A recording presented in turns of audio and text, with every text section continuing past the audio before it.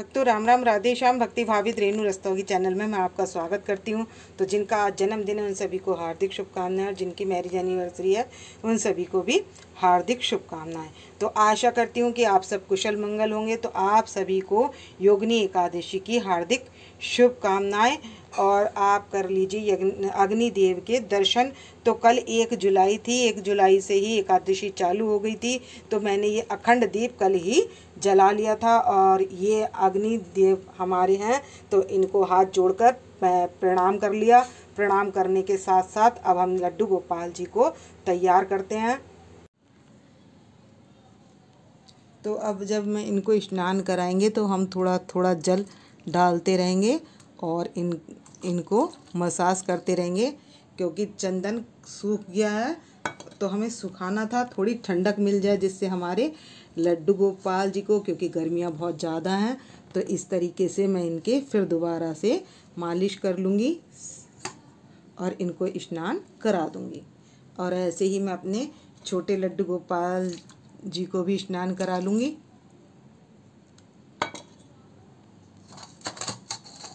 और आप गर्मियों में इनको आषाढ़ मास में शाम को भी थोड़ी देर के लिए जल में बिठा सकते हैं, जिससे इनको ठंडक प्रदान की जा सके। तो गर्मियों में बहुत गर्मी लगती है, तो इसलिए अब हम ओम नमो भगवते बोलते जाएंगे। ओम नमो भगवते वासुदेवा, ओम नमो भगवते वासुदेवा, ओम नमो भगवते वासुदेवा, ओम नमो भगवते वासुदेवा। तो ये देख लीजिए हमारे लड्डू गोपाल जी स्नान करने के बाद हो चुके हैं तैयार। तो इन्होंने कर्णफूल सुबह ही धारण कर लिए हैं। सबसे पहले कर्णफूल, अभी ये तैयार भी नहीं हुए हैं, इन्होंने सबसे पहले कर्णफूल लगा लिए हैं। तो भक्तों मैंने इनको आचमन कराने के बाद इनको जल पिला दिया था और मैंने दूध पिला दिया था इनको, और उसके बाद अब मैं तैयारी कर रही हूँ, इनका श्रृंगार करूँगी। श्रृंगार करके फिर इनको, तो मैंने शॉर्ट ही ड्रेस पहनाई है आज इनको, आज हैवी ड्रेस नहीं पहनाई है, गर्मी कुछ ज़्यादा लग रही थी। तो आज मैंने योगिनी एकादशी पर येलो ड्रेस पहना ली है सभी को। तो अब इनका श्रृंगार करेंगे। तो मैंने अब सभी को कड़े पहना लूँगी। मैं राधा रानी को, अपने लड्डू गोपाल जी को कड़े और माला पहनाएंगे। और तो इनकी जो ज्वेलरी पहनाने वाली हूँ मैं, ये मैं ज्वेलरी पहनाने वाली हूँ इनको, और ये पहना लूँगी मैं टॉप्स। तो करते हैं इनको तैयार। तो इन्होंने कर्णफूल तो यही पहन रखे हैं, तो मैं अब टॉप्स इनको नहीं पहनाऊँगी, और ये ज्वेलरी इनको पहनाते हैं। तो अब मैं राधा रानी को तैयार कर रही हूँ, तो इनके लगा देंगे हम यहाँ पर हार की तरीके से, छोटा हार, और इनको पहना दूँगी मैं नथ। तो आप राधा रानी का श्रृंगार के दर्शन करके कमेंट्स में बताएं आपको राधा रानी का श्रृंगार कैसा लगा। तो आज इन्होंने यही चमेली के फूलों के ही इन्होंने श्रृंगार धारण करा। और अब लगा दूंगी मैं बिंदी इनके। तो देखिए हमारी राधा रानी कितनी सुंदर लग रही हैं। और अब इनको पहना देंगे बाल। तो कर लेते हैं इनको तैयार। ये देखिए कितनी सुंदर लग रही है राधा रानी। तो बड़े लड्डू गोपाल जी के चंदन लगा दिया, छोटे लड्डू गोपाल जी के मैं चंदन लगा रही हूँ, और इनके भी हम चंदन का टीका लगा देंगे। तो ये लगा चुके हैं, हम सभी के चंदन लगा दिया है मैंने। तो भक्तों हमारी राधा रानी और लड्डू गोपाल जी सभी तैयार हो चुके हैं, और मैंने फूल माला इनको पहना दी है। और इसके बाद इनको तैयार करने के बाद मैंने दीप भी जला लिया है। और दीप जलाने के बाद ये एकादशी की कथा, तो हम एकादशी की कथा भी कर लेंगे, और माला सबसे बाद में करेंगे। और यहाँ पर है श्रीमद् भागवत। तो यहाँ पर श्रीमद् भागवत जी में आज चर्चा हुई है गिरिराज जी की।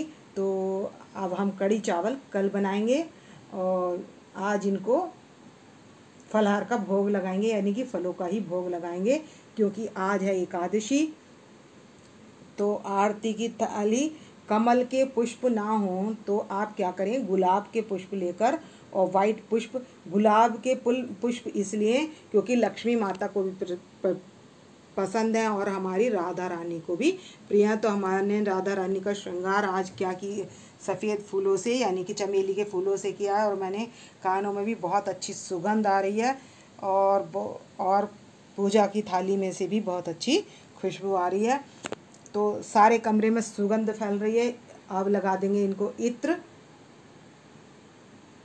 तो भक्तों मोगरे का तो इत्र लगाने की खुशबू ही की ज़रूरत ही नहीं, क्योंकि खुशबू तो पहले ही ऑलरेडी काफ़ी हो रही है। तो मैं लगा रही हूँ यहाँ पर खस का इत्र,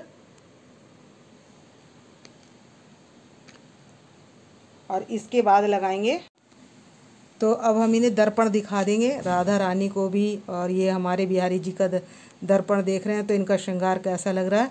तो राधा रानी को भी दर्पण दिखा देंगे और अपने लड्डू गोपाल जी को भी।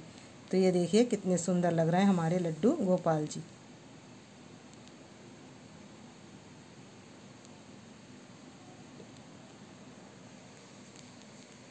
तो आप बताइएगा कि आपको इनका श्रृंगार कैसा लगा।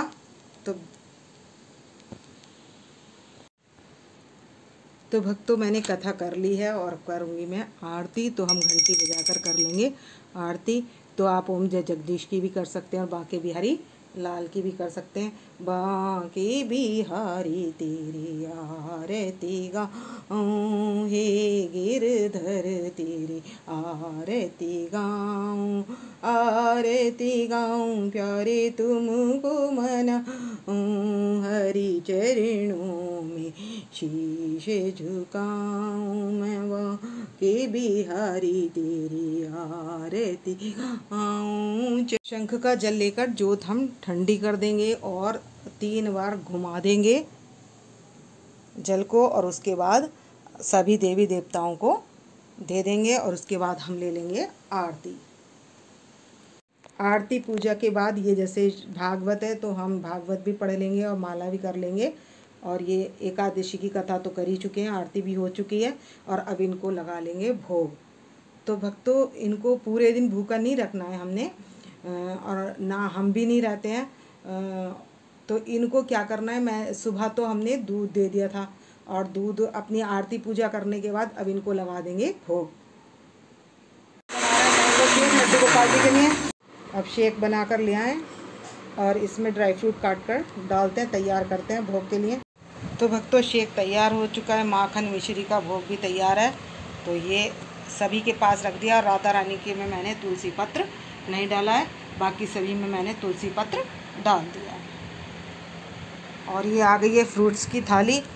तो भक्तों आपने जो भी फ्रूट्स लड्डू गोपाल जी को भोग लगाना है, तो जैसे आड़ू हो तब भी काट के रखना है, और खुमानी हो तब भी काट कर रखना है, आलूचा हो तब भी इसको काट कर रखना है। क्योंकि जो हम भोग लगा रहे हैं तो हमारी राधा रानी जो भी प्रसाद बनाएंगी तो क्या हो वो व्यर्थ नहीं जाना चाहिए, यानी कि वो फिकना नहीं चाहिए। जैसे आम है तो आम की गुठली निकाल लें, और ये चेरी है तो इसको भी मैंने छोटा छोटा काट कर यहाँ पर, तो काट कर ही भोग लगाएं। मतलब कहने का अर्थ है जिस अवस्था में हम खाते हैं उसी अवस्था में हमने अपने लड्डू गोपाल जी को भोग लगाना है। उसमें कोई आम है तो उसमें गुठली नहीं होनी चाहिए, गुठली वाली चीज़ को काट कर ही भोग लगाना है। और ये जैसे आजकल लीची चल रही है, तो लीची क्या करी है मैंने, देखिए ये लीची मैंने पूरी छील ली है, हो सकता है अंदर कीड़ा भी हो। तो ये देखिए बिल्कुल साफ़ मैंने कर लिया लीची। तो आपको लीची का भोग इसी तरीके से लगाना है। ये देखिए मैंने पूरी देख ली है, क्लीन थी, और उसके बाद मैंने इस तरीके से करके रख दी। तो ऐसा लग रहा है जैसे लीची ऐसे रखी हो। मैंने हर लीची को देख सकते हैं आप, ये देखिए हर एक लीची इस तरीके से, उसमें जो भी ये प्रसाद बनेगा वो व्यर्थ जाना नहीं चाहिए। मतलब प्रसाद में से कुछ भी फिकना नहीं चाहिए, चाहे वो गुठली क्यों ना हो। तो इसलिए इस अवस्था में भोग, जिस अवस्था में हम खाते हैं उसी अवस्था में हमने भोग लगाना है। तो भक्तों लड्डू गोपाल जी के पास भोग आ चुका है। तो आप कहेंगे आप इलायची रखिए, तो भक्तों हम इलायची छील कर भी खा लेते हैं और बिना छीले भी खा लेते हैं, इसलिए मैंने इलायची छील कर नहीं रखी है। और जो आपको प्रसाद देर के लिए बनाना है, जैसे प्रसाद में रख देते हैं बाद में बांटने वाला होता है, तो उसकी तो कोई बात नहीं है, लेकिन हाँ जो भोग लगा रहे हैं, जो हमें खिलाना है वो क्या है, जैसा हम खाते हैं वैसे ही खिलाना है, यानी कि बीज वाली चीज़ को हमें अलग निकाल के रख देना है। हमारे लड्डू गोपाल जी के भोग की थाली आ चुकी है और मैं सभी को के पास रख दूंगी। तो भक्तों, जो भी ये फल हमने खिलाना है इस समय, तो जब हम भोग लगाएंगे तो जैसे हम खाते हैं तो हम तो गुठली निकाल देते हैं, लेकिन हमें क्या करना है, पहले जो गुठली वाली चीज़ें, बीज वाली चीज़ें, वो हमने पहले निकाल देनी है और उसके बाद हमने भोग लगाना है। तो इस तरीके से हम भोग लगा देंगे। और सभी में डाल लिया है मैंने तुलसी पत्र,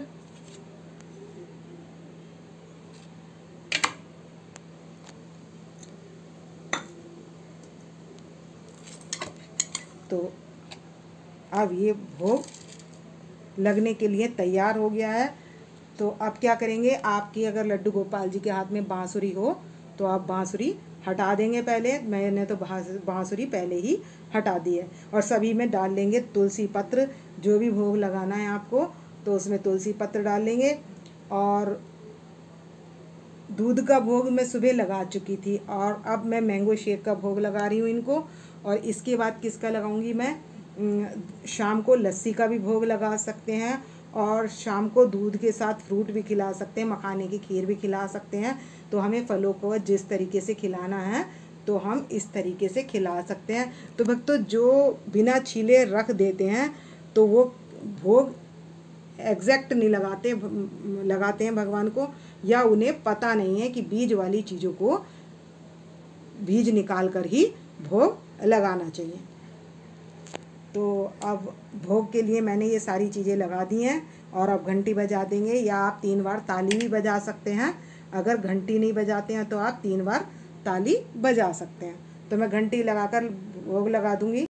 तो हमने घंटी बजा ली है और भोग लगाने के लिए अब डाल देंगे हम पर्दा, और 15 मिनट बाद पर्दा खोलकर ये प्रसाद तैयार हो जाएगा। तो भक्तों, पर्दा हटा दिया है और ये प्रसाद बन गया है और यह है नारियल पानी। तो आप भी दृष्टि भोग प्रसाद ग्रहण कर लीजिए। तो मैं अपने लड्डू गोपाल जी को सभी चीज़ों का भोग लगा दूंगी और सभी चीज़ें हमने उनको खिलानी है। ये रखनी नहीं है कि सोचें हमने रख दी, नहीं रखनी नहीं है, उनको अपने हाथ से खिलानी भी है। तो वो आप 10-10 बारी खिला सकते हैं, जो भी चीज़ आपको खिलानी है। तो देखिए, छिली हुई होने के कारण कितने आराम से आप इनको खिला सकते हैं।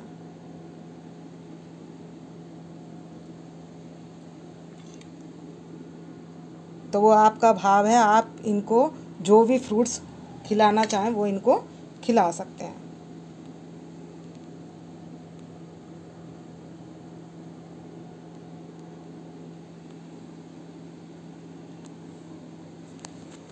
और अब पिला देंगे इनको शेक।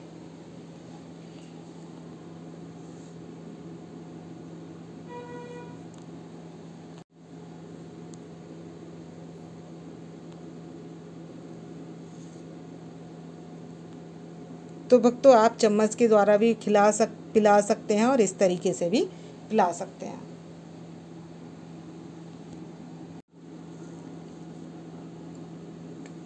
तो हाँ, मैं छोटे लड्डू गोपाल जी को चम्मच से पिलाऊंगी।